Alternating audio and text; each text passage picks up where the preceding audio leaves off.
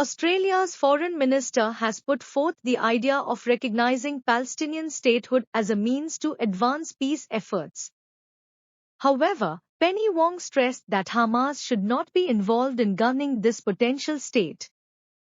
Both Australia's opposition and the Zionist Federation of Australia have raised concerns, calling such a move premature. Canberra has consistently maintained that recognition of a Palestinian nation could only occur through a negotiated two-state solution with Israel. Ms. Wong's remarks parallel those made by UK Foreign Secretary David Cameron earlier this year, suggesting that the UK might also recognize Palestinian statehood independently of Israel's backing. In recent months, the Australian government has expressed growing apprehension about the conflict with Hamas in Gaza, particularly after an Australian aid worker was killed in an Israeli airstrike along with 6 others. During a speech on Tuesday night, Ms. Wong reiterated that a two-state solution, where Israelis and Palestinians live in separate countries, is the only hope to break the endless cycle of violence.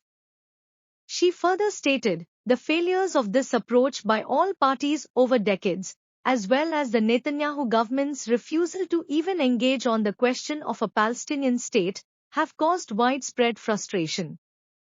So the international community is now considering the question of Palestinian statehood as a way of building momentum towards a two-state solution. Simon Birmingham, the opposition's foreign affairs spokesman, opposed the move, stating that the Albanese government's argument to recognize a Palestinian state prematurely prioritized statehood over security. He added that this approach could be seen as a victory by the terrorists who initiated the current conflict. Jeremy Labler, president of the Zionist Federation of Australia, also emphasized that any discussion of recognizing Palestinian statehood is premature. He stated, before any talk of statehood is credible, Hamas must be removed and a new generation of Palestinian leadership must emerge, which isn't corrupt, doesn't condone violence, and recognizes Israel's right to exist as a Jewish state. However, Ms. Wong disagreed with claims that recognizing a Palestinian state would be rewarding the enemy, stating that Israel's security depends on a two-state solution. She believes that recognizing statehood would help undermine and marginalize Hamas.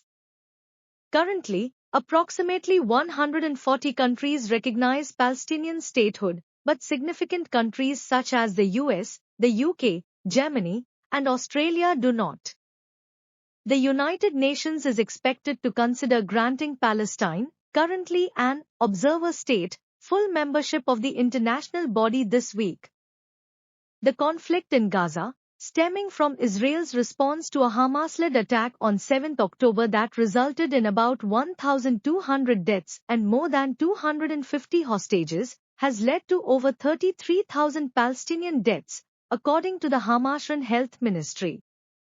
Substantial parts of the territory are destroyed, and many Palestinians are on the brink of famine. Despite weeks of negotiations, no agreement has been reached, but international pressure for a resolution is mounting.